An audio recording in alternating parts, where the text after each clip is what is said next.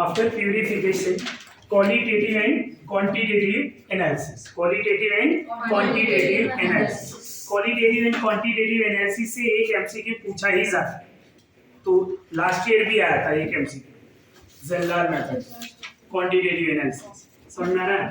तो ये जो टॉपिक है एक इम्पोर्टेंट टॉपिक है, एक एमसीक्यू पूछा जाएगा। स्टार्ट हम करेंगे क्वालिटेटिव एनालिसिस से, qualitative and quantitative.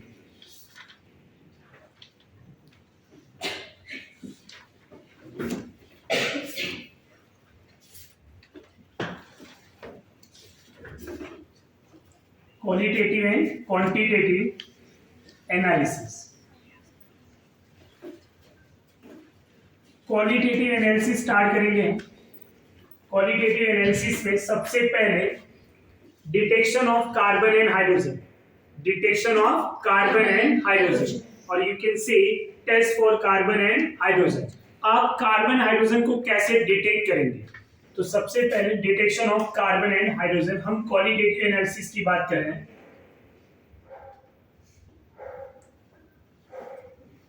Qualitative analysis में हमारा पहला एलिमेंट जो होगा, first detection of carbon and hydrogen.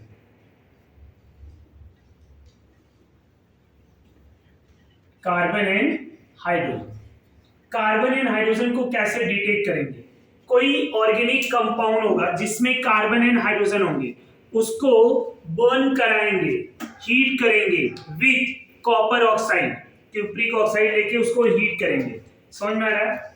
जब आप ऑर्गेनिक कंपाउंड को, अब ऑर्गेनिक कंपाउंड में अगर कार्बन है, उसको कॉपर ऑक्साइड के साथ हीट करेंगे, तो बाय हीटिंग अगर कार्बन है ऑर्गेनिक कंपाउंड में तो CO2 बनाएगा। क्या बनाएगा? CO2, और ये कॉपर निकल जाएगा। अगर इस ऑर्गेनिक कंपाउंड में हाइड्रोजन है, इसी कॉपर ऑक्साइड के साथ कंबाइन होके ये H2O बना देगा। बैलेंस करना है तो इधर, समझ में आ रहा है आपको? तो ये कार्बन डाइऑक्साइड जो मिला है या जो वाटर मिला है, carbon dioxide, CO2 is a colourless gas. अब ये कलरलेस होता है ना, यहाँ CO2 मिला है, हमें कैसे पता चलेगा? CO2 is a colourless gas, हमें पता कैसे चलेगा? तो हम करते क्या है, सबसे पहले ऑर्गेनिक कंपाउंड लेंगे, उसको हीट करेंगे बाय यूजिंग कॉपर ऑक्साइड, जिसको क्यूप्रिक ऑक्साइड बोलेंगे। अब इसके साथ हीट करने पे जो गैस मिला है, उस गैस को हम लाइम वाटर में पास करेंगे। अगर लाइम वाटर में पास करने पे वो मिल्की हो जाता है, तो क्या इंडिकेट कर रहा है? मतलब प्रेजेंस ऑफ CO2। अब CO2 मतलब यहाँ क्या रहेगा? कार्बन। समझ में आ रहा है? तो अगर lime water turns milky, that means वो गैस क्या होगा? CO2 होगा। और CO2 कब बनेगा? जब यहाँ कार्बन होगा। ये पॉइंट क्लियर? CO2 कब बन रहा है? जब ऑर्गेनिक कंपाउंड में कार्बन, और CO2 का रोल क्या है? CO2 जो है लाइम वाटर को मिल्की कर देता है। अब अगर हमने ऑर्गेनिक कंपाउंड लिया, उसको क्यूप्रिक ऑक्साइड से हीट किया, बाय हीटिंग वाटर मिला। Water is a colourless liquid ना, ट्रांसपेरेंट दिखता है वो, water is a colourless liquid. अब क्या करेंगे? ये भी तो पता नहीं चलेगा कि वाटर है या क्या है। कलरलेस लिक्विड में बहुत सारे होते हैं, एसीटोन होता है, आपके इथाइल अल्कोहल होते हैं, बहुत सारे लिक्विड मॉलिक्यूल्स जो कलरलेस होते हैं। आप कैसे डिटेक्ट कर पाएंगे कि ये वाटर है या एसीटोन है या कौन है? उसके लिए क्या करना होगा, इस वाटर को, अगर हम ऑर्गेनिक कंपाउंड का डिटेक्शन कर रहे हैं, यहाँ पे वाटर है, इसको एनहाइड्रस कॉपर सल्फेट से रिएक्ट करा देंगे। Anhydrous copper sulphate white colour का होता है, व्हाइट प्रेसिपिटेट, समझ में आ रहा है? रेसिड्यू फॉर्म में होता है। अब उसको जब हम वाटर के कांटेक्ट में लाएंगे, तो हाइड्रेटेड कॉपर सल्फेट हो जाएगा। क्या हो जाएगा? Hydrated copper sulphate. And hydrated copper sulphate are blue in colour. कौन से कलर में होता है? ब्लू इन कलर, जिसको ब्लू विट्रॉल भी बोला जाता है। क्या बोला जाता है? Blue vitriol. यहाँ तक कोई कंफ्यूजन है? अब इन्हीं का डिटेक्शन भी कर लेते हैं कि अगर CO2 है, कंफर्म कैसे करेंगे कि ये CO2 गैस ही है? तो CO2 को हम, अगर लाइम वाटर है, formula CaOH twice, lime water में पास करेंगे, अब ये लाइम वाटर अगर मिल्की हो जाए, मिल्की होना मतलब क्या बनेगा, CaCO3 प्रेसिपिटेट प्लस H2O। तो lime water turns milky, that means यहाँ पे जो गैस है वो CO2 है और यहाँ जो ऑर्गेनिक कंपाउंड है उसमें क्या है, कार्बन। ये डिटेल समझ में आया आपको। बट अगर वाटर हमारे पास आया है, वाटर का डिटेक्शन कैसे, वाटर बनाया मतलब यहाँ हाइड्रोजन होगा, राइट। अब वाटर को अगर हम anhydrous copper sulphate CuSO4 anhydrous लिया, एनहाइड्रस में ये व्हाइट कलर का होता है, व्हाइट प्रेसिपिटेट। अब एनहाइड्रस कॉपर सल्फेट लेने पे ये कॉपर सल्फेट वाटर के कांटेक्ट में आके हाइड्रेटेड हो जाएगा, तो CuSO4 5H2O, hydrated copper sulphate में 5 मोल वाटर। समझ में आ रहा है। अब इसका जो नेम होगा, हाइड्रेटेड कॉपर सल्फेट का कलर जो होता है ब्लू कलर का होता है, इसी को ब्लू विट्रॉल भी बोलते हैं। क्या बोलेंगे, ब्लू विट्रॉल। ये समझ में आ रहा है आपको। यहाँ एक क्वेश्चन भी बनता है कि इस हाइड्रेटेड कॉपर सल्फेट में कौन कौन सा बॉन्ड प्रेजेंट है, कौन कौन से टाइप के बॉन्ड प्रेजेंट है, एनीवन। तो यहाँ सभी टाइप के बॉन्ड प्रेजेंट है। डबल बॉन्ड होगा नहीं, यहाँ सिंगल डबल ट्रिपल की बात ही नहीं हो रही। Covalent bond, ionic bond, coordinate bond, hydrogen bonding भी, एक रीजन कोऑर्डिनेट हाइड्रोजन बॉन्डिंग भी है। कैसे, इनका फॉर्मूला क्या होता है, ये मॉलिक्यूल का फॉर्मूला कैसे, ये यहाँ पे ऐसे लिखा हुआ है ना, ये कोऑर्डिनेट कंपाउंड में होते हैं जिसको हम इस तरह से रिप्रेजेंट करेंगे, CuH2O 4 टाइम्स, 4 वाटर यहाँ पे आएगा, ब्रैकेट SO4 और 1 मोल ऑफ वाटर बाहर। कोऑर्डिनेट केमिस्ट्री में आप पढ़ेंगे इसका डिटेल कि इस टाइप को कंपाउंड को कोऑर्डिनेट कंपाउंड बोलते हैं, कॉम्प्लेक्स कंपाउंड बोला जाता है, वो आगे का टॉपिक है 12th में। फिलहाल के लिए अभी ये ध्यान दें, ये 4 वाटर मॉलिक्यूल इसके साथ जो है डेटिव बॉन्ड बनाया है। वाटर में कोवेलेंट बॉन्ड होता है, ये प्लस और माइनस में आयनिक बॉन्ड हुआ है, समझ में आ रहा है। और ये वाटर और सल्फेट के बीच में हाइड्रोजन बॉन्डिंग होगा। कौन सा बॉन्ड होगा, हाइड्रोजन बॉन्डिंग। 1 मोल वाटर बाहर है, समझ में आ रहा है आपको, ब्रैकेट के बाहर है। तो यहाँ पे कौन से टाइप का बॉन्ड प्रेजेंट है, तो यहाँ पे सभी बॉन्ड प्रेजेंट है, covalent, ionic, coordinate and hydrogen bonding. ये पॉइंट क्लियर हो रहा है। नाउ नेक्स्ट पॉइंट पे आते हैं। तो detection of carbon and hydrogen, how to detect कि in organic compound carbon and hydrogen are present. First of all, organic compound burn with cupric oxide, तो इसको बर्न कराया, हीट किया, मिला क्या, कार्बन अगर होगा तो CO2, हाइड्रोजन होगा तो। अब इसी CO2 को अगर मैं लाइम वाटर में पास कर दूं, इट टर्न्स मिल्की। मिल्की होना मतलब कैल्शियम कार्बोनेट का बनना। इसका जो प्रोडक्ट होता है टर्बिडिटी होता है, व्हाइट टर्बिड प्रोडक्ट जो मिल्की कलर का होता है, समझ में आ रहा है। इसलिए इसको बोला जाता है, मिल्क नहीं बनता, मिल्की जैसा होता है, इसलिए हम इसको बोल देते हैं। अब ये जो वाटर है इसको anhydrous copper sulphate colour white होता है, जब इसके कंटेंट में 5 मोल वाटर आते हैं तो hydrated copper sulphate, the name of compound is hydrated copper sulphate which are known as blue vitriol. Industrial name है, इंडस्ट्री में इसको ब्लू विट्रॉल के नाम पे जाना जाता है, समझ में आ रहा है। इसका स्ट्रक्चर कैसा होगा, इस तरह से CuH2O 4 time bracket close SO4 dot H2, समझ में आ रहा है। कौन कौन से बॉन्ड प्रेजेंट है, तो हम बोलेंगे covalent, ionic, coordinate and hydrogen bond. अब ये तो था detection of carbon and hydrogen. अब detection of other element, other element का डिटेक्शन जो हम करेंगे वो लजाइन टेस्ट है।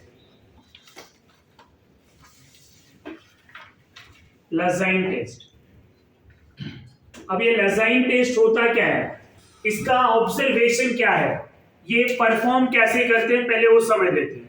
सबसे पहले सोडियम मेटल लेंगे, सोडियम मेटल को हम एक फ्यूजन ट्यूब में लेंगे। फ्यूजन ट्यूब क्या होता है, टेस्ट ट्यूब आपने देखा रहेगा, आप ऐसा समझ लीजिए कि टेस्ट ट्यूब का छोटा भाई, सबसे छोटा भाई, बहुत छोटा सा होता है और उस साइज में भी एकदम छोटे होते हैं, समझ में आ रहा है। तो फ्यूजन ट्यूब में हम सोडियम मेटल को ऐड करेंगे। और उसके बाद उसको हम बर्नर के हेल्प से मेल्ट करेंगे। तो सोडियम मेरा मेल्ट हो गया। मेल्ट इसलिए करते हैं, आगे समझाऊंगा मैं। अब मेल्ट करने के बाद उसी फ्यूजन ट्यूब में जिसमें सोडियम है, सोडियम वाले ट्यूब में हम ऑर्गेनिक कंपाउंड अपना ऐड कर देंगे। क्या ऐड करेंगे? Organic compound. Organic compound add करने के बाद फिर से बर्नर के हेल्प से उस फ्यूजन ट्यूब को हीट करेंगे और स्ट्रॉन्ग हीट करेंगे टिल द रेड हॉट, जब तक कि वो ट्यूब एकदम रेड कलर ना हो जाए। समझ में आ रहा है? अब वो रेड हॉट हो जाएगा तो उसको करना क्या है? चाइना डिश लेंगे जिसमें 2 टेस्ट ट्यूब वाटर रहेगा। क्या रहेगा? 2 टेस्ट ट्यूब वाटर। उस 2 टेस्ट ट्यूब वाटर में, चाइना डिश में 2 टेस्ट ट्यूब वाटर है, उसमें क्या करेंगे? जो रेड हॉट हुआ है आपका फ्यूजन ट्यूब, उसको उसमें ट्रांसफर करेंगे। ट्रांसफर करने के बाद उसको कवर करते हैं। किसको? चाइना डिश को। कवर इसलिए करते हैं, उसका रीजन बताता हूं। जो आपने सोडियम मेटल लिया है, गलती से हमने मेल्ट किया, प्रॉपर मेल्ट नहीं हुआ है, तब क्या होगा? सोडियम वाटर के साथ कांटेक्ट में आके एक्सोथर्मिक, तो फायर क्रैकिंग जैसा आवाज आएगा। समझ में आ रहा है? इसलिए एस्बेस्टोस का शीट उस पे रखते हैं। तो एस्बेस्टोस शीट जो है हीट को एब्जॉर्ब करता है, उसको कवर करते हैं एस्बेस्टोस शीट से। समझ में आ रहा है आपको? अब ये जो मेरा फ्यूजन ट्यूब है वो चाइना डिश में आ गया।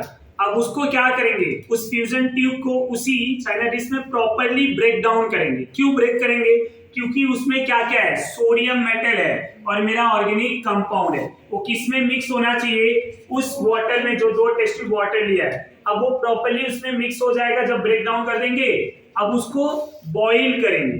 किसको? जो चाइना डिश में मेरा वाटर है, सोडियम है और ऑर्गेनिक कंपाउंड है। जब प्रॉपर्ली बॉइल करेंगे, बॉइल होने के बाद उसको फिल्टर करेंगे और फिल्टर जो मिलेगा, फिल्ट्रेट सॉल्यूशन और सोडियम एक्सट्रैक्ट, उसको क्या बोलेंगे? Sodium extract. लाइसिन टेस्ट में सबसे पहले हम सोडियम एक्सट्रैक्ट बनाते हैं। अब वो सोडियम एक्सट्रैक्ट बनाने के बाद फर्दर रिएक्शन कराते हैं। सोडियम एक्सट्रैक्ट पहले बनाया, फिर अब नाइट्रोजन के लिए, ये लाइसिन टेस्ट किसके किसके लिए हम परफॉर्म करेंगे वो भी लिख देता हूं मैं। Test for nitrogen sulphur halogen. किसके लिए? Nitrogen sulphur halogen. ये समझ में आ रहा है?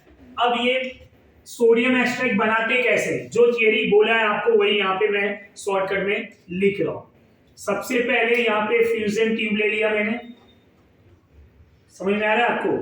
फ्यूजन ट्यूब लेने पे इसमें सोडियम मेटल ऐड कर दूंगा मैं, तो इस फ्यूजन ट्यूब में मेरा सोडियम मेटल आ। अब इसी में मैं क्या करूंगा? Organic compound. अब यहाँ ये लेके मेल्ट भी करेंगे। समझ में आ रहा है? ये मेल्ट होना चाहिए, तो मेल्ट होने पे ये कुछ ऐसा हो। अब ऑर्गेनिक कंपाउंड इसमें ऐसे ऐड कर देंगे। अब क्या करना है? ऐड करने के बाद हीट टिल रेड हॉट। समझ में आ रहा है आपको? अब जैसे ही हीट किया टिल रेड हॉट, क्या करेंगे? ये हमारा चाइना ट्यूब, इसी में 2 टेस्ट ट्यूब वाटर रहेगा। अब जैसे ही 2 टेस्ट ट्यूब वाटर लिया तो ये मेरा वाटर है, राइट? Water molecule. अब यहां पे इस सोडियम मॉलिक्यूल को, जिसमें ऑर्गेनिक है और ये सब, इसमें ट्रांसफर कर देंगे।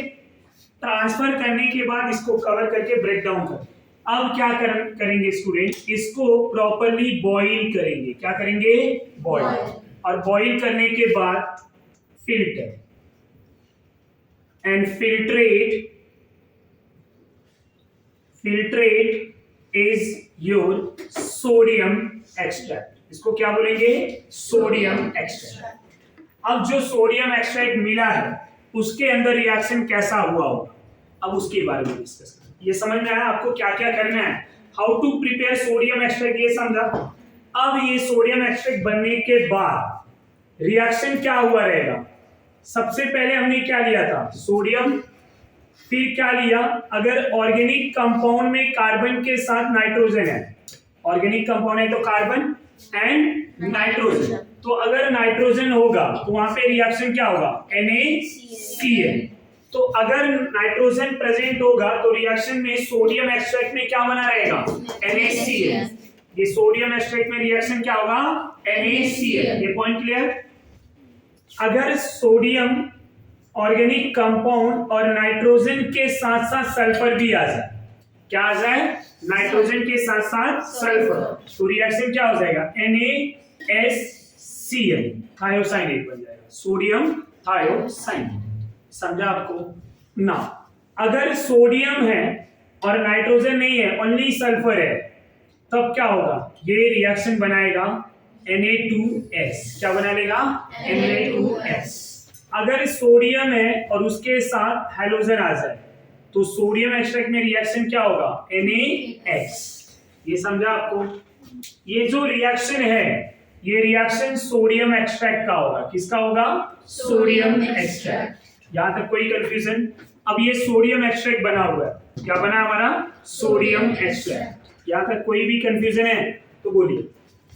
क्वेश्चन कभी पूछेगा कि अगर हमारा नाइट्रोजन प्रेजेंट है तो लसाइन टेस्ट में सोडियम एक्सट्रैक्ट में रिएक्शन क्या बनेगा? 4 ऑप्शन दिया है, उसमें से NaCl, सल्फर प्रेजेंट है, खाली सल्फर बोला हुआ है, नाइट्रोजन एंड सल्फर बोलेगा तो NaSCl, सल्फर प्रेजेंट है तो सोडियम एक्सट्रैक्ट में क्या मिलेगा?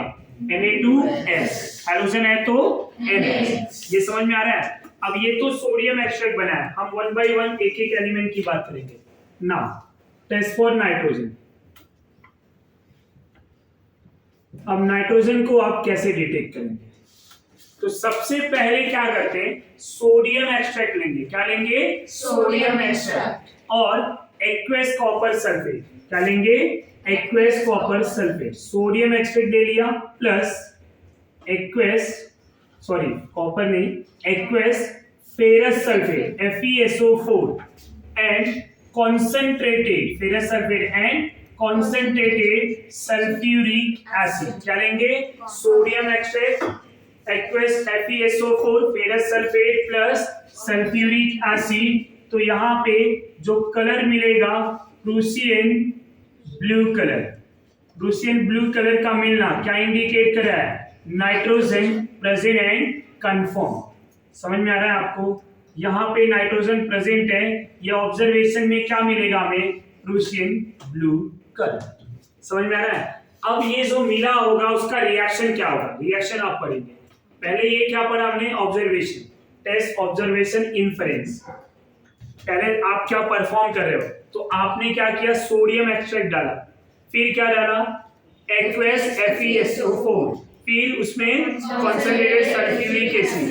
ये हम एक टेस्ट ट्यूब में लेके परफॉर्म किए, तो हमें कलर क्या मिला? Blue colour.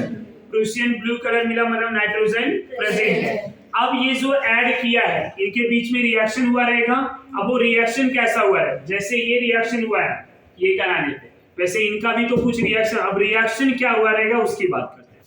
समझ में आ रहा है? अब यहाँ पे न्यूट्रल फॉर्म में भी हम रिएक्शन लिख सकते हैं और चार्ज के फॉर्म में भी। सोडियम एक्सट्रैक्ट में अगर मैं बात करूं, यहाँ चार्ज तो Na+Cn- ले सकते हैं डायरेक्टली। एनसीईआरटी में डायरेक्टली नेगेटिव चार्ज के फॉर्म में लिया है, हम न्यूट्रल फॉर्म में भी ले सकते हैं। मैं दोनों बताऊंगा ना। जब हम NaCl लेंगे और FeSO4 के साथ रिएक्ट कराएंगे, समझ में आ रहा है?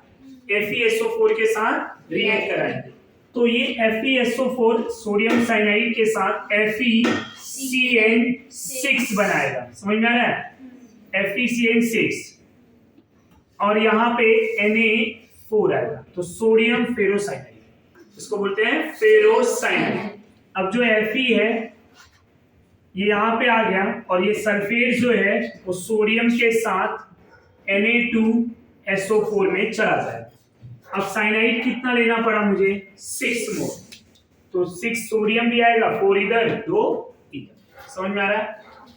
अब सेकेंड स्टेप में जो अनरिएक्टिंग फेरस सल्फेट है, जब हमने वहां पे कॉन्सेंट्रेटेड सल्फ्यूरिक एसिड डाला था तो ये Fe यहाँ पे +2 में है, राइट? फेरस, ये Fe+2 कन्वर्ट हो जाता है किस में?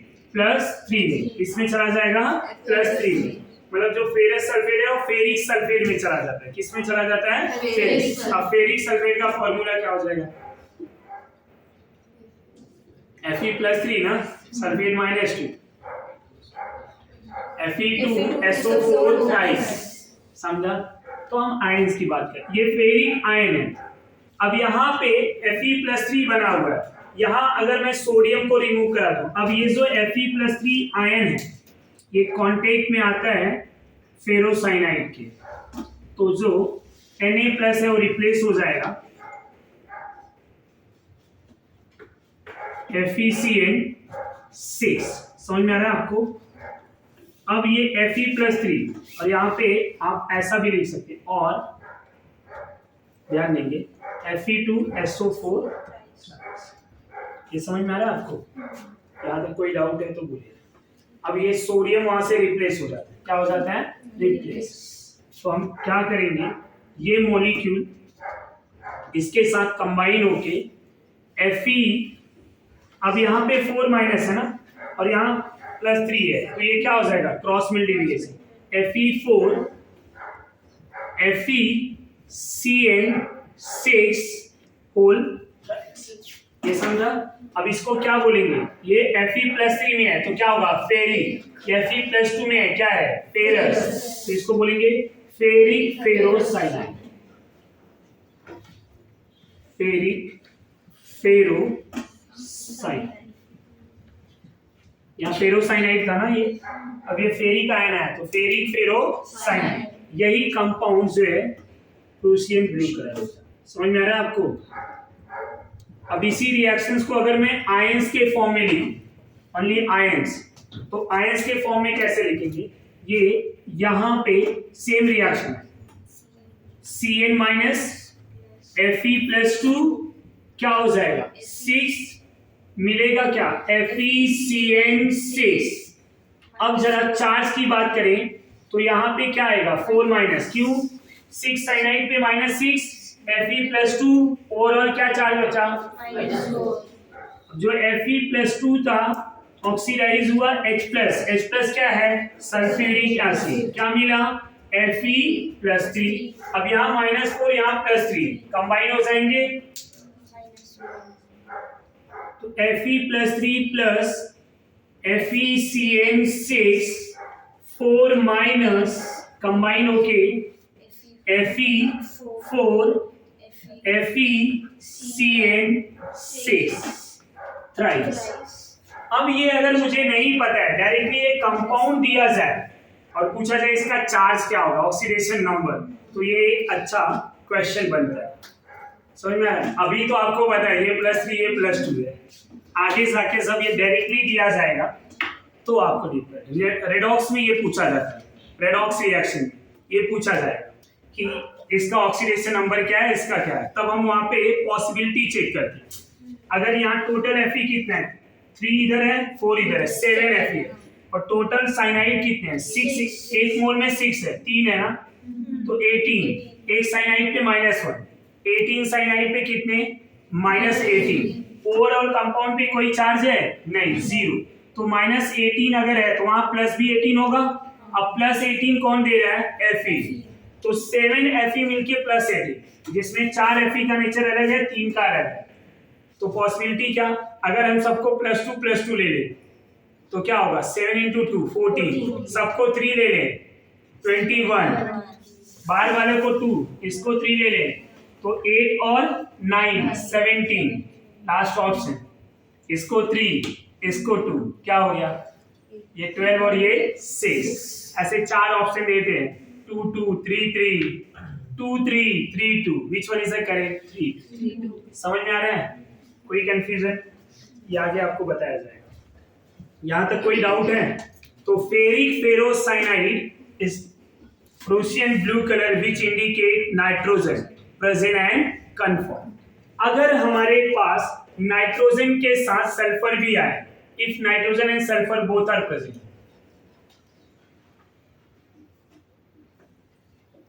बोथ आर प्रेजेंट, तब क्या करेंगे? ये HCN माइनस बनाएगा। समझ में आ रहा है? तो Fe+3 को अगर हम HCN माइनस के साथ रिएक्ट करा दें तो ये FeHCN थ्राइस बनाएगा, जो ब्लड रेड कलर होता है। कैसा होता है? Blood red. Blood red colour का ऑब्जर्व होना ये इंडिकेट करता है कि वहां पे नाइट्रोजन के साथ सल्फर भी प्रेजेंट है। समझ में आ रहा है आपको?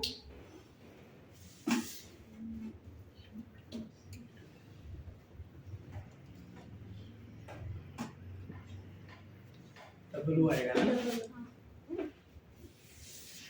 ब्लड रेड कलर, जो क्या इंडिकेट कर रहा है? Sulphur and nitrogen. क्या इंडिकेट करेगा? Sulphur and nitrogen. तो if nitrogen and sulphur both are present, nitrogen and sulphur both are present, which indicate blood red colour. Fe+3 को रिएक्ट कर देंगे, ऑब्जर्वेशन ये मिलेगा। अब करते क्या है, फेरिक क्लोराइड ले लेंगे या फिर फेरिक, यहाँ पे FeSO4 को ऑक्सीडाइज करके Fe+3 में कन्वर्ट करें। तो Fe+3 लेंगे और उसमें हम सोडियम एक्सट्रैक्ट को ऐड करते हैं। बाय एडिंग वहां कलर क्या मिल जाएगा? Blood red. तो क्या हो इंडिकेट कराइए कि sulphur and nitrogen both are present. Next जो टेक्निक है, टेस्ट फॉर सल्फर। अब सल्फर के लिए बात करते हैं। टेस्ट फॉर सल्फर, सल्फर को कैसे डिटेक्ट करेंगे? How to detect sulphur? सबसे पहले सोडियम एक्सट्रैक्ट लेंगे, उसमें लेड एसीटेट ऐड करेंगे in the presence of acetic acid. हमें क्या मिलेगा? Black precipitate. क्या मिलेगा? Black precipitate. ब्लैक प्रेसिपिटेट का मिलना ये इंडिकेट करता है कि सल्फर प्रेजेंट एंड कंफर्म। समझ में आ रहा है? सल्फर प्रेजेंट है। ये एक टेक्निक था। दूसरा भी एक टेक्निक है, इसी सोडियम एक्सट्रैक्ट को सोडियम नाइट्रोफ्यूसाइड, सोडियम नाइट्रोफ्यूसाइड, सोडियम नाइट्रोफ्यूसाइड ऐड करने पे अगर इन दोनों को ऐड किया, कलर वायलेट मिल गया। कौन सा कलर? वायलेट। वायलेट कलर मिलना क्या इंडिकेट कर रहा है? Sulphur present. ये रिएक्शन समझा या नहीं? अब ये कॉन्सेप्ट समझा, अभी रिएक्शन बाकी है दोनों के, दोनों को रिएक्शन डिस्कस करें। ये सब हम लेबोरेटरी में परफॉर्म करते हैं, मैं उस फॉर्म में बताया आपको। सबसे पहले क्या लेंगे? सोडियम एक्सट्रैक्ट, फिर उसमें लेड एसीटेट, फिर एसिडिक एसिड साइड से ऐड करके it act as a catalyst का काम कर रहा है यहाँ पे एसिडिक मीडियम। इसके प्रेजेंस में ब्लैक प्रेसिपिटेट मिलता है। क्या मिलता है? Black precipitate. तो ब्लैक पीपीटी का मिलना क्या इंडिकेट कर रहा है? Sulphur present. सोडियम एक्सट्रैक्ट को सोडियम नाइट्रोफ्यूसाइड जब ऐड किया जाएगा तो वहां पे कलर वायलेट कलर मिलता है। वायलेट कलर का ऑब्जर्वेशन मिलना ये इंडिकेट कर रहा है कि सल्फर प्रेजेंट। अब दोनों के रिएक्शन डिस्कस करेंगे कि ये कैसे रिएक्शन दे रहा है। सबसे पहले अगर सल्फर होगा तो क्या होगा? Na2S। इसको न्यूट्रल फॉर्म या फिर आयंस के फॉर्म दोनों में लिख सकते हैं। जैसे मैंने Na2S लिया, लेड एसीटेट का फॉर्मूला ट्वाइस Pb का ऑक्सीडेशन स्टेट 2 ना, एसिटिक एसिड H+ के प्रेजेंस में सोडियम इसके साथ चला जाए PbS के साथ, तो PbS गैलेना होता है, पता है ना? PbS जो ब्लैक कलर का होता है। समझ में आया? और क्या मिला हमें? CH3C डबल बॉन्ड ON, कितने मोल? 2 मोल। फिलहाल इससे कोई मतलब नहीं। ये कलर मिला ब्लैक प्रेसिपिटेट, एरो इंडिकेट कर रहा है। ब्लैक प्रेसिपिटेट का मिलना क्या इंडिकेट करेगा? Sulphur present and confirm. ये समझ में आ रहा है? आप खाली आयंस ले सकते हैं, Pb+2 ले सकते हैं। इसका आयंस वाला रिएक्शन कैसा हो? S-2 Pb+2 H+ मीडियम, क्या मिला? PbS। समझ में आ रहा है आपको? दोनों रिएक्शन सेम ना? ये रिएक्शन का फर्स्ट पार्ट था। सेकेंड वाला रिएक्शन अगर मैं डिस्कस करूं, सेकेंड रिएक्शन किसके लिए? सोडियम नाइट्रोफ्यूसाइड। ये पूछा जाता है कभी कभी कि सोडियम नाइट्रोफ्यूसाइड का फॉर्मूला क्या है, उसका रिएक्शन क्या होगा, क्या बनेगा। बहुत अच्छा क्वेश्चन है। सोडियम नाइट्रोफ्यूसाइड अगर मैं पहले ऐसे ले रहा हूं Na2, पहले न्यूट्रल फॉर्म में लिखते हैं समझने के लिए। फिर सोडियम नाइट्रोफ्यूसाइड का फॉर्मूला Na2 FeCN5NO। समझ में आ रहा है? ये यहाँ चार्ज बता देता हूँ आपको। नो डाउट सोडियम का +1 है, साइनाइड -1, 5 साइनाइड है ना, तो 5 साइनाइड के -5 और इधर ये +2, समझ में आ रहा है? ये NO जो है ना वो +1 में है, किसमें है? +1, और ये जो है ये +2 में, तो +3 हो गया और ये +2 +5 और ये 5 साइनाइड -5, समझ में आ रहा है आपको? अब ये जब आपस में रिएक्ट करेंगे तो ये बनाएगा क्या? Na4 Fe CN5 NOS, समझ में आ रहा है? इस तरह से। अब यहाँ पे ये आने से Fe+2 में ही है, समझ में आ रहा है? यहाँ सोडियम +4, 4 सोडियम हो गया, तो ये जो प्लस में था अब ये -1 में हो। इनके आयंस के रिएक्शन कैसे होंगे? S-2 प्लस FeCN5NO, यहाँ पे कितने चार्ज आएंगे ब्रैकेट के बाहर? -2, जितना सोडियम है रिमूव कर दो, क्या मिलेगा? FeCN5NOS, यहाँ पे -4। ये कौन सा कलर मिला कंपाउंड? वायलेट कलर का मिलना क्या इंडिकेट कर रहा है? प्रेजेंस ऑफ सल्फर, समझ में आ रहा है? ये पूरे मॉलिक्यूल का ऑक्सीडेशन स्टेट -1 हो जाता है और यहाँ क्या था? ये +1, तो ऑक्सीडेशन नंबर अगर पूछेगा तो इजीली हम निकाल सकते हैं, समझ में आ रहा है? तो ये रिएक्शन समझ में आ रहा है आपको? कौन सा मॉलिक्यूल बनने पे कौन सा कलर बनता है ये पूछा जाता है। ये कलर के ऊपर ज्यादा ध्यान नहीं, कलर क्यों लिखा है, अदरवाइज ओरली बोल दिया मोर देन इनफ, बट लिखा भी है ताकि आपको याद रहना चाहिए। ये पूछा जाएगा कि सोडियम नाइट्रोग्लिसराइड जब ऐड करेंगे किसी सोडियम एक्सट्रैक्ट में तो कौन सा कलर मिलेगा या रिएक्शन क्या होगा। वहां पे सोडियम नाइट्रोग्लिसराइड ऐड किया सल्फर के साथ तो रिएक्शन क्या होगा, वहां पे क्या बनेंगे प्रोडक्ट? FeCN5NOS, समझ में आ रहा है? 4 क्या इंडिकेट कर रहा है? इधर बाहर क्या आएगा? Na4, तो या तो ये दिया रहेगा या तो ये दिया रहेगा, दोनों हमें पता होना जरूरी, न्यूट्रल एंड चार्ज फॉर्म, समझ में आ रहा है? इस सोडियम को रिमूव किया -4 को न्यूट्रलाइज किया तो 4 sodium.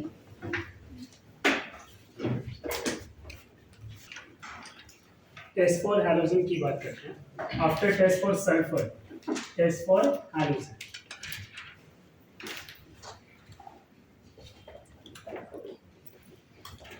Test for halogen, halogen group present है तो कैसे आप चेक करेंगे?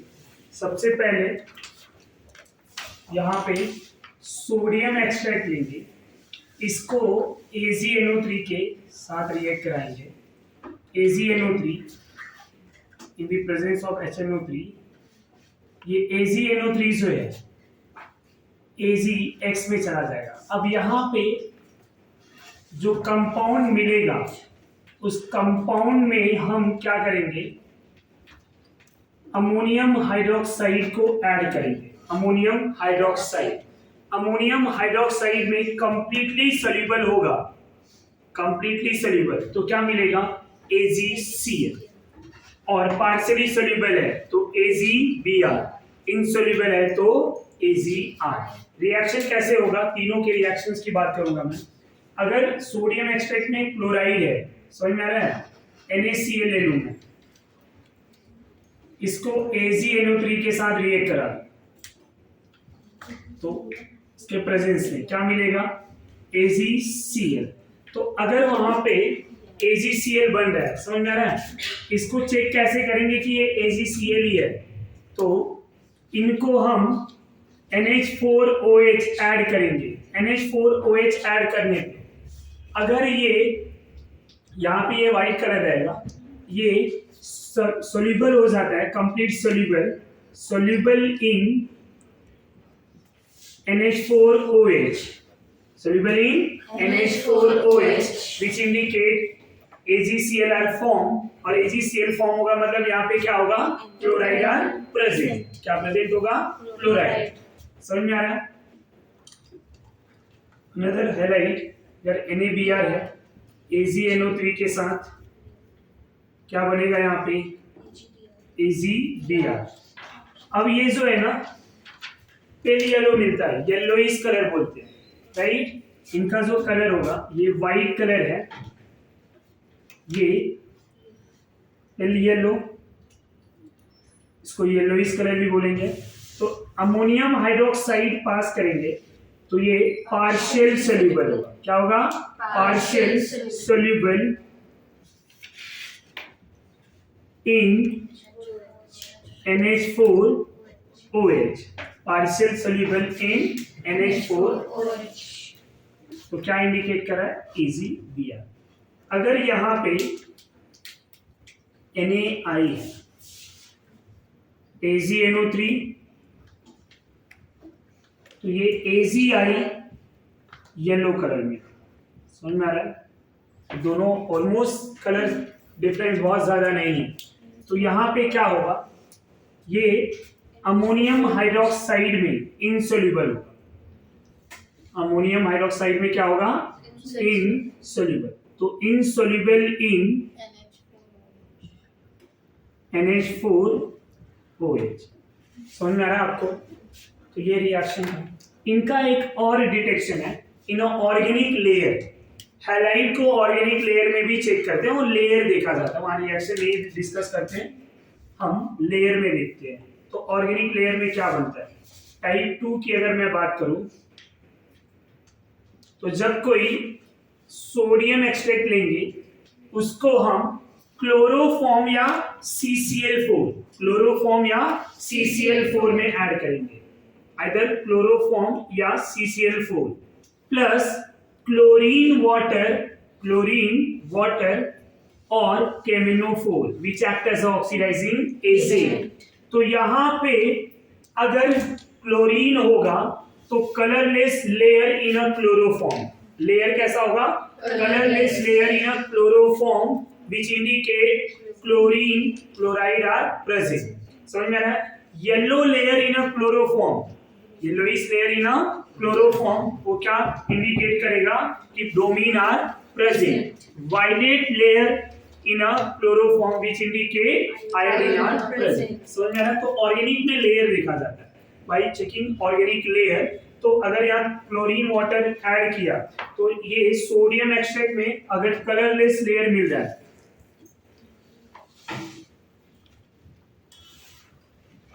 तो क्या होगा?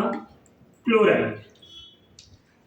येलो लेयर मिल रहा है ब्रोमाइड, और वायलेट लेयर मिल रहा है तो आयोडाइड। तो ये ऑर्गेनिक लेयर देखा जाता है, वहां पे कौन प्रेजेंट है कौन नहीं।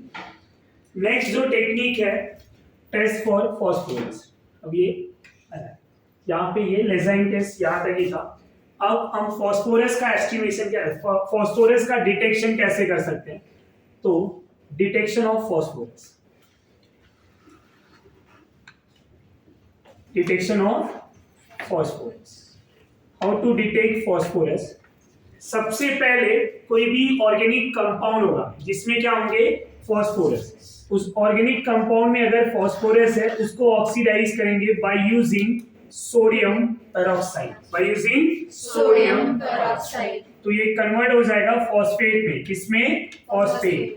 तो Na3PO4 का चार्ज -3 होता है, समझ में आया? तो ये Na3PO4 सोडियम फॉस्फेट बनाता है।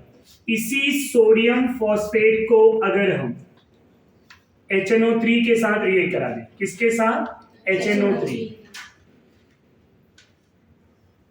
तो यहां पे क्या होगा? H3PO4 बनेगा। क्या बनेगा? H3PO4।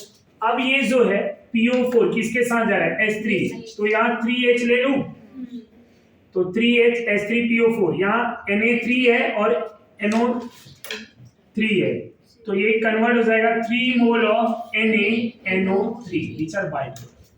अब इसी H3PO4 को हम रिएक्ट कराएंगे किसके साथ? अमोनियम मॉलिबेडेट। किसके साथ? अमोनियम मॉलिबेडेट। अब H3PO4 ले लिया प्लस NH4 ट्वाइस, ये 12 मोल लेंगे, 12 mole ammonium NH4 twice MOO4 plus 21 mole HNO3 nitric acid मिलेंगे। मैं डाउनवर्ड डायरेक्शन एरो दिखा रहा हूं ओवरऑल। अब ये जो मॉलिक्यूल है ये कन्वर्ट होगा NH4 थ्राइस हो जाएगा। यहां ट्वाइस था, यहां किस में गया? थ्राइस में। PO4 12 MOO3 यहां MO4 था, यहां किस में गया? MO3 में। समझ में आ रहा है? प्लस अब यहां पे समझेंगे 12 इंटू 2 24 मोल अमोनियम था, यहां कितना? थ्राइस। बचा कितना? 21। इधर 21 NO3 है तो क्या हो जाएगा? 21 मोल ऑफ NH4 NO3। अब यहाँ 21 हाइड्रोजन बाकी है और इधर 3 हाइड्रोजन है। कितने हो गए? 24 और 12 ऑक्सीजन, क्योंकि MO3 में गया है तो 12 ऑक्सीजन बचा ना, तो क्या हो जाएगा? 12 mole of H2O। 24 hydrogen and 12 oxygen. समझ में आ रहा है? Reactional balance. अब चेक करेंगे रिएक्शन बैलेंस। सबसे पहले क्या किया है? कोई ऑर्गेनिक कंपाउंड जिसमें मेरा फास्फोरस होगा, ऑर्गेनिक कंपाउंड को हमने क्या किया? रिएक्ट करा दिया किसके साथ? Sodium peroxide which act as a oxidising agent. Phosphorus compound converted into phosphate, यहां क्या मिला? Sodium phosphate. इसी सोडियम फॉस्फेट को हमने 3 मोल नाइट्रिक एसिड के साथ रिएक्ट करा। किसके साथ? नाइट्रिक एसिड के साथ। तो 3 मोल नाइट्रिक एसिड कन्वर्ट हो रहा है किसमें? H3PO4। किसमें कन्वर्ट हो रहा है? H3PO4। अब ये H3PO4 12 mole ammonium molybdate. What is the name of this compound? Ammonium molybdate. Ammonium molybdate. Ammonium molybdate से रिएक्ट करेगा which 21 mole of nitric acid convert किस में होगा? Ammonium phosphomolybdate. Ammonium phosphomolybdate. Ammonium phosphomolybdate plus 21 mole of NH4NO3 ammonium nitride plus 12 mole of water. समझ में आ रहा है? ये जो कलर है अमोनियम फॉस्फोमोलिबेडेट का, ये colour yellow precipitate which indicate phosphorus are present। ये पूछेगा कि जब अमोनियम फॉस्फोमोलिबेडेट बनता है कलर क्या होगा। समझ में आ रहा है? तो ये सब ध्यान में रखेंगे। तो ये क्वालिटेटिव एनालिसिस था हमारा। हमने क्या क्या डिटेक्शन किया है? Detection of carbon and hydrogen by using Lassaigne test. हमने क्या किया है? Nitrogen and sulphur, hydrogen and then last one is test for phosphorus. Qualitative analysis complete हो गया। आफ्टर दैट हम डिस्कस करेंगे क्वांटिटेटिव एनालिसिस। जो